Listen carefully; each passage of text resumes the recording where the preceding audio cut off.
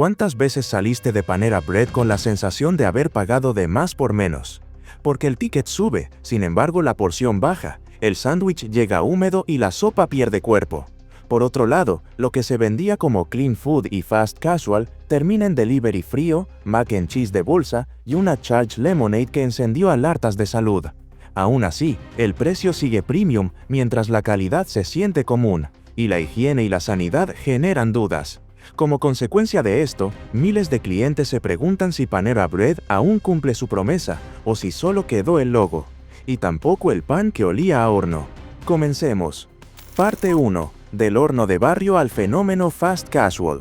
Las salas que hoy respiran a media luz no siempre fueron así, porque hubo un tiempo en que cada mes estaba ocupada por estudiantes con portátiles abiertos, familias con bandejas humeantes y oficinistas que se regalaban un respiro al mediodía entre bread bowls brillantes y cucharadas de sopa cremosa, y la sensación compartida de que aquello era una versión más amable del almuerzo americano, más cercana al hogar que a la fritura sin rostro, más barrio que autopista corporativa, más promesa que rutina, hasta que el rumor del local empezó a bajar un volumen imperceptible cada semana, y el eco ocupó su lugar como un cliente más, silencioso y difícil de ignorar, mientras todos fingían que nada cambiaba para no romper el hechizo que les había llevado allí una y otra vez, por costumbre y por cariño, por olor a pan y por comunidad, hasta que algo cambió de verdad. Pero la sala ya no suena igual. Sin embargo, antes de ese silencio hubo una chispa, y esa chispa fue St. Louis Bread Company en 1987,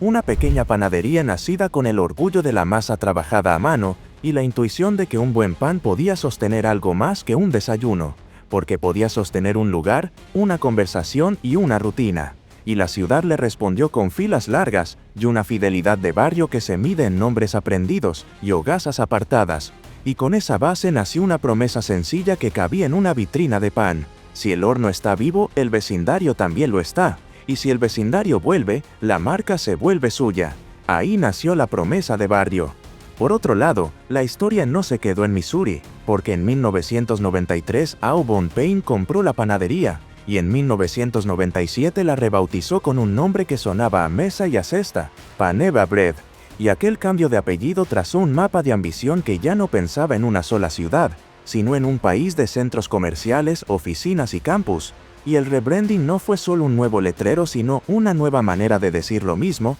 con otra voz, ofreciendo cercanía a escala de autopista y horno a escala de cadena. Una tensión dulce que parecía resolverse con vitrinas más grandes y hornos visibles, y con la promesa consolidada de que el pan seguiría diciendo la verdad. La receta ya tenía nuevo apellido. Mientras tanto, esa nueva voz encontró una categoría que no existía del todo, y la bautizó con hechos antes que con palabras, porque fast casual significaba escapar del chorreo de grasa sin caer en la lentitud de mantel y vela. Significaba pedir rápido sin renunciar al gesto de cuidar lo que se sirve. Significaba decir sí a la agilidad y no a la prisa, y por eso la línea avanzaba con ritmo, pero la mirada se detenía en la corteza, y el tiempo invertido no parecía perdido sino bien pagado, porque el relato de la frescura literal se contaba con hornos, bandejas y migas, y la categoría iba tomando forma a la vez que el país aprendía a pronunciarla con hambre y con fe. Ni prisa grasienta, ni sobremesa eterna.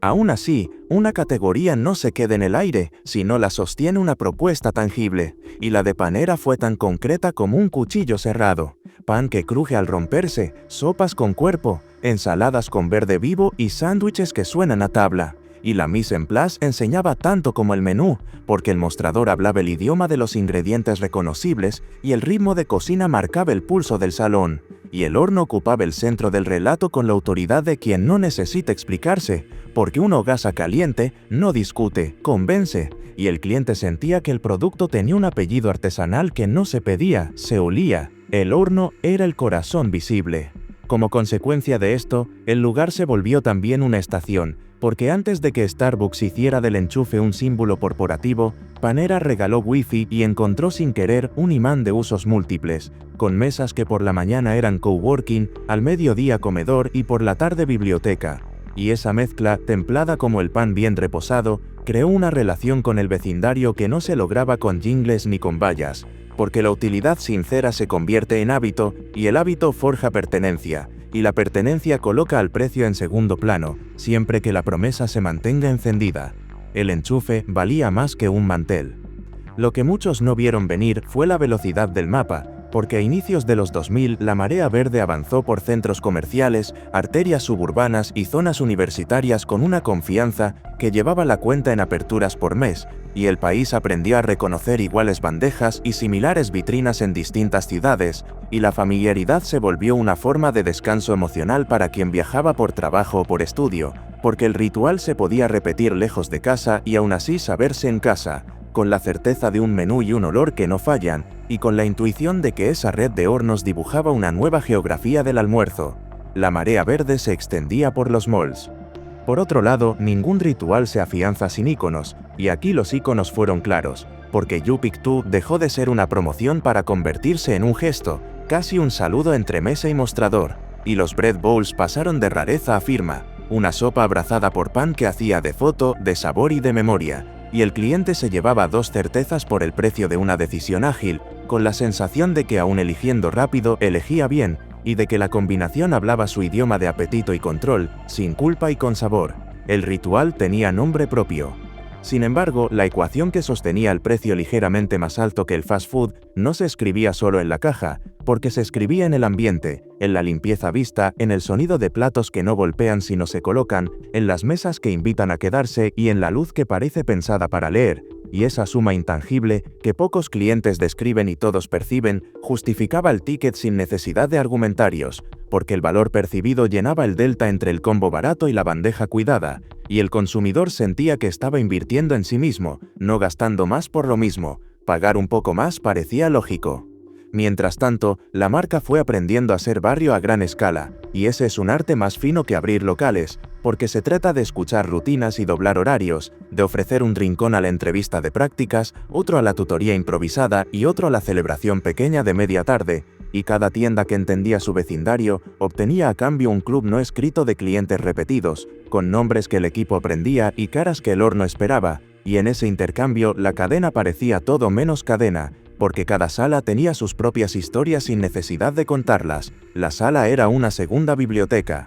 Aún así, la identidad de panadería-cafetería no se sostiene sin oficios invisibles, y por eso los panaderos de madrugada fueron el puente entre relato y realidad, quienes daban forma al mito con harina y levadura mientras la ciudad dormía, y su trabajo dejaba una estela tangible a primera hora, cuando el aire tenía peso de pan recién hecho y las cortezas aún hablaban, y esa liturgia diaria, repetida con disciplina, fue el cimiento más fuerte del relato, porque nada firma una promesa como el esmero antes del amanecer, cuando solo el oficio puede mirar al cliente a los ojos sin decir palabra. La madrugada olía a levadura viva.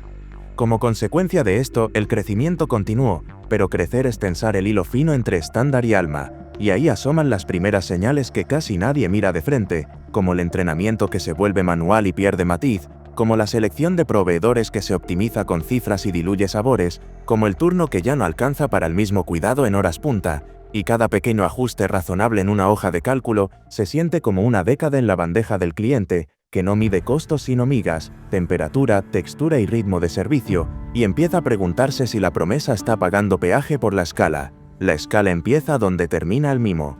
Lo que muchos no vieron venir fue la dispersión de la experiencia según el código postal, porque la estandarización nunca es perfecta, y el cliente que encontraba un pan impecable en una ciudad se topaba con una corteza tímida en otra, y esa variabilidad introdujo una duda que el marketing no sabe despejar, porque la memoria del paladar manda más que cualquier claim, y cuando dos experiencias se contradicen, la promesa queda en observación, no en fe, y el ritual ya no es un ritual, sino una apuesta, y la apuesta desgasta, aunque la fachada siga idéntica y el ticket aún pase la tarjeta sin discusión. La misma sopa no sabía igual. Por otro lado, el menú comenzó a hablar un idioma inestable, con salidas silenciosas de favoritos que habían construido hábitos, como los warm bowls o la teriyaki de pollo, y con entradas que parecían más tácticas que honestas, y la gente que vuelve por algo concreto no quiere sorpresas en la disponibilidad, porque el ritual también se compone de certeza. Y cuando la carta se vuelve terreno movedizo, la fidelidad descubre que su ancla era un plato, y no una marca.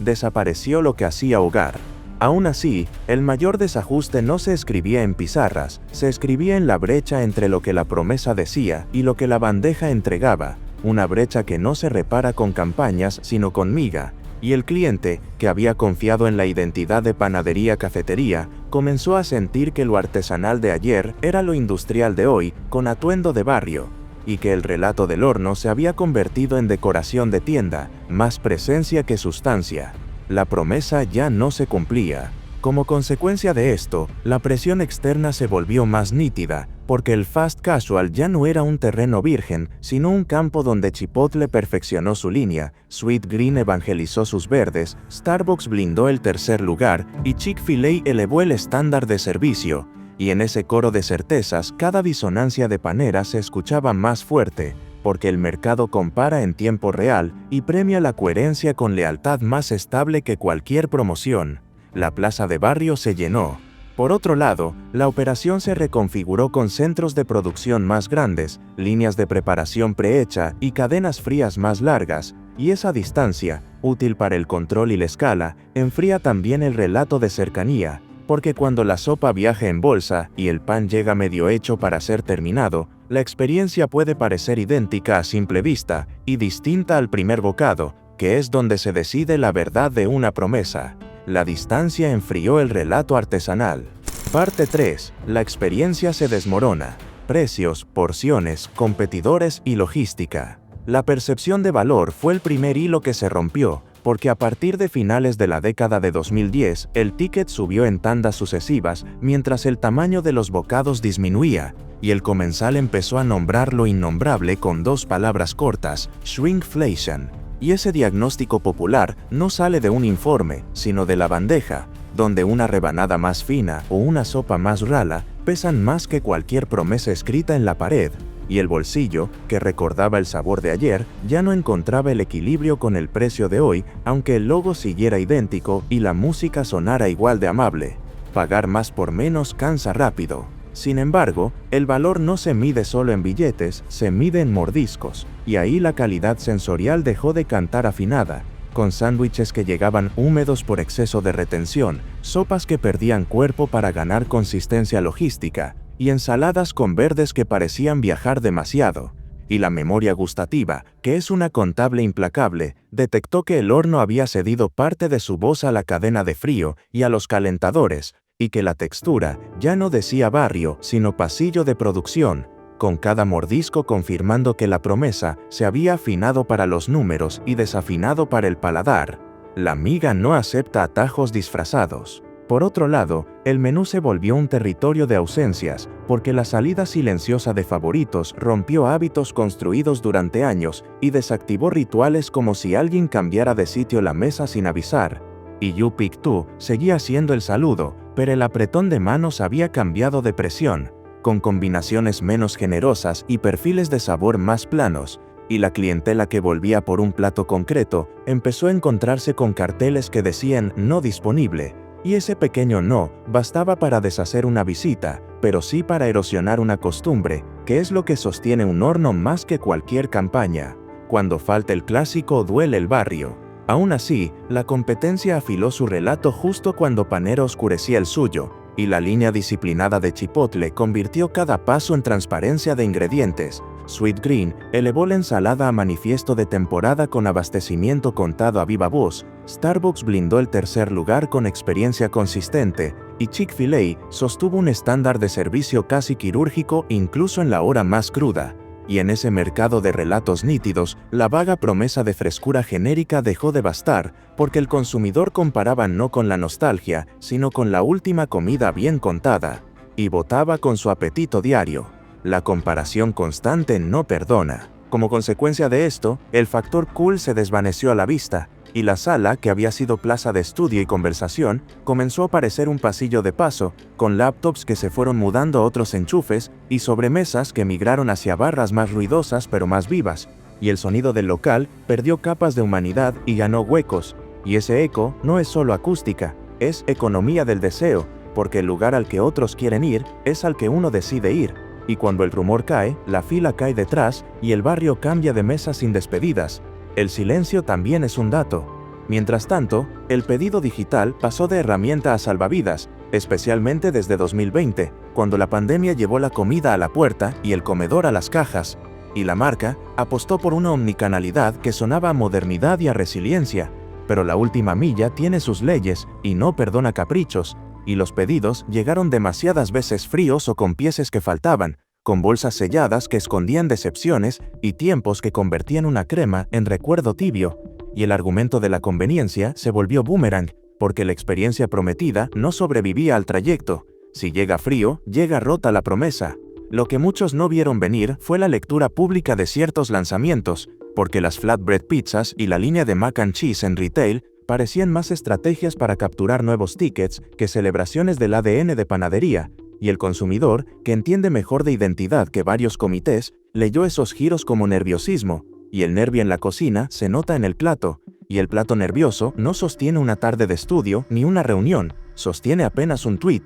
y la novedad sin alma se vuelve vieja al cabo de un fin de semana. Innovar sin horno es disfraz, no evolución. Por otro lado, el tráfico de sala se convirtió en termómetro a la vista, con horas que antes eran mareas y hoy son lagunas, con carteles de menú limitado que parecían susurros de recorte y con mesas que acumulaban polvo invisible entre servicio y servicio. Y esa fotografía cotidiana no necesita cifras para narrar, porque el ojo aprende rápido a leer sillas vacías y bandejas sin prisa, y el vecindario, que siempre supo interpretar vitrinas, empezó a entender que el brillo de la luz no puede suplantar el calor del pan. Las sillas vacías cuentan mucho. Aún así, la dimensión operativa explicó más que 1000 encuestas, porque la presión por velocidad y cuota empujó a horneados de compromiso, con piezas que entraban al calor sin la fermentación suficiente y salían bonitas por fuera y ansiosas por dentro. Y un pan apresurado es un relato apresurado, y el relato apresurado pierde densidad, y la densidad perdida se siente en la mandíbula y en el alma, y la madrugada ya no olía igual, porque el oficio había sido reducido a un punto de control, y el punto de control no amasa, solo aprueba. La corteza se quebró antes del bocado. Como consecuencia de esto, las plantillas se llenaron de rotación y de tabletas con módulos de entrenamiento que reemplazaron mentores, y el oficio se volvió checklists que no enseñan intuición, y la intuición es lo que te dice cuándo una masa pide 10 minutos más y cuándo un crutón ya vivió su mejor día. Y sin esa sabiduría de manos, el horno pierde su lenguaje, y cuando el horno deja de hablar, la promesa se queda sin voz, y el cliente, que no conoce los turnos, solo reconoce el resultado. Sin oficio, no hay horno que dure. Parte 4. De las controversias al vértigo de identidad, lecciones y escenarios. La primera grieta visible llegó en un vaso transparente, porque la Charged Lemonade se presentó como energía limpia y terminó asociada a cifras de cafeína que inquietaron a médicos y familias, con demandas y reportes de casos graves que conmovieron a todo el barrio, y la marca, que había sellado su promesa en el horno, se vio obligada a poner advertencias en el mostrador, mientras el cliente miraba su bandeja con una duda nueva que no se despeja con un sorbo ni con un comunicado, porque la confianza se quema a otra temperatura. El vaso dejó de ser inocente.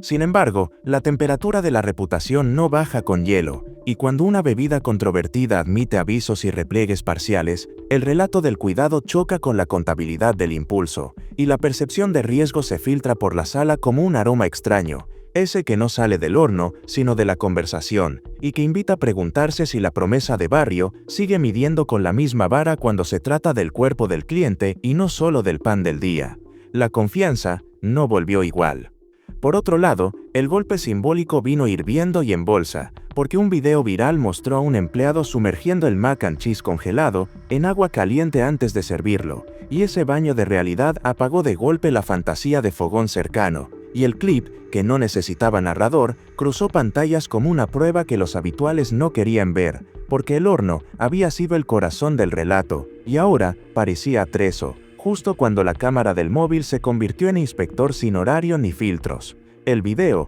encendió el horno equivocado. Aún así, la historia no se detuvo en un solo plato, porque sopas prehechas viajaban en bolsas que llegaban listas para calentar, y panes medio horneados pedían perdón a gritos silenciosos, y el ensamblaje sorprendió a quien esperaba elaboración, y el cliente, que no exige romanticismo, pero sí coherencia, entendió que el backstage ya no coincidía con el cartel de Clean Food, y que la distancia entre promesa y bandeja se podía medir en grados y en minutos, no solo en eslóganes. La cocina sonó ensamblaje. Como consecuencia de esto, el oficio nocturno perdió manos, y la madrugada perdió su música. porque los panaderos que antes daban forma al orgullo del barrio empezaron a ser un renglón para recortar, y un pan que no reposa es un relato que no respira, y el amanecer se volvió más silencioso y menos fragante, mientras la cadena recitaba eficiencias que no se pueden untar con mantequilla ni convertir en ritual, y el cliente notaba, sin saber explicarlo, que el día ya no empezaba igual. La madrugada perdió su panadero. Mientras tanto, la identidad entró en una sala de espejos, porque Panera dejó de contestar con claridad a preguntas simples, y nadie supo decir si era saludable o indulgente, rápido o de sobremesa, café o panadería. Y esa indefinición, que a veces da libertad, aquí restó pertenencia, porque el barrio necesita saber a qué vuelve, y el horno necesita un nombre para su fuego. Y cuando la etiqueta es todo y nada, la bandeja deja de ser un destino y se vuelve un trámite. El barrio no reconoce el letrero. Lo que muchos no vieron venir fue la velocidad de la caída cultural, porque el lugar que antes parecía plaza ahora parecía pasillo, y el rumor que antes marcaba el ritmo del almuerzo se transformó en eco, y los clips de salas vacías y carteles de menú limitado reemplazaron a las fotos de bread bowls perfectos, y la nostalgia, que sostiene un tiempo, no puede sostener un calendario entero, especialmente cuando la competencia canta afinada y el feed no perdona silencios. El rumor se volvió eco visible. Por otro lado, los cierres y traspasos hablaron un idioma que cualquiera entiende, con carteles que prometían reaperturas bajo nueva administración, y con franquiciados en apuros que contaban en la puerta lo que los balances escribían por dentro, y cada cerradura sellada fue un párrafo para un guión que el barrio ya sabía leer, porque las historias de horno se confirman de calle a calle y de barrio a barrio, y cuando la persiana baja demasiado tiempo, la costumbre aprende a comprar en otro sitio. El cartel habló por todos. Aún así, la gran lección del fast casual es sencilla y dura, porque la reputación no es blindaje sino crédito, y el crédito se renueva a temperatura de horno, con calidad que se toca, con valor que se justifica, y con identidad que se reconoce. Y cuando una de esas tres patas falla, la mesa cojea, y cuando fallan dos, el cliente cambia de mesa, y cuando fallan tres, el barrio olvida el camino, por muy bonito que sea el letrero bajo la luz exacta. La reputación no es blindaje. Como consecuencia de esto, el patrón se volvió reconocible más allá de una sola marca, porque ya lo vimos cuando otros gigantes prometieron una cosa en el cartel y entregaron otra en la caja, y las familias aprendieron a desconfiar del brillo que no sostiene el bocado, y los consumidores entendieron que la promesa no se escucha en anuncios, sino en mordiscos, y que el mejor marketing es el que sale de un horno que no miente ni cuando nadie mira. El patrón se repite en bandeja.